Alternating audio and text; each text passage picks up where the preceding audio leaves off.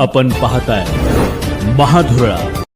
तुमच्या राजकारणासाठी आमचा वापर कशाला करता, असा थेट सवाल प्राजक्ता माळी यांनी आमदार सुरेश धस यांना केला. धस यांनी काल प्राजक्ता माळी यांच्याबाबत जे विधान केलं होतं त्याविरोधात माळी यांनी महिला आयोगाकडे तक्रार केली आहे. याशिवाय धस यांनी माफी न मागितल्यास मुख्यमंत्री आणि उपमुख्यमंत्री या दोघांनाही लवकरच आपण भेटणार असल्याचं तिनं पत्रकार बैठकीत सांगितलेलं आहे.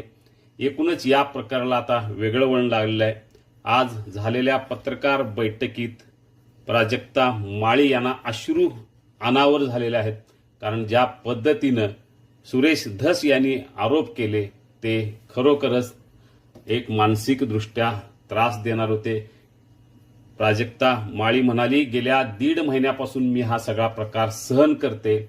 या कालावधीत मी ट्रोलिंगला आक्षेपार्ह कमेंटचा सामना केला. मी शांत राहिले, पण शांतता म्हणजे मूकसंमती नव्हे असं सांगताना तिला अश्रू अनावर झालं. यामुळे आता ती सुरेश धस यांनी माफी मागावी यासाठी महिला आयोगाकडे तक्रार केलेली आहेच. शिवाय मुख्यमंत्र्यांची भेट घेणार असल्यामुळे हे प्रकरण आता चिघळण्याची चिन्ह आहेत.